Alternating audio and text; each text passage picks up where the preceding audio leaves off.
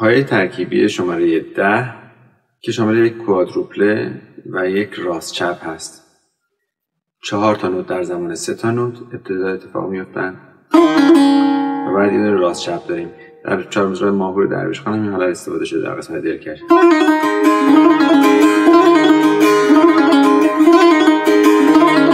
که معمولا با کنده کاری اینها رو انجام میدیم. تک به 4.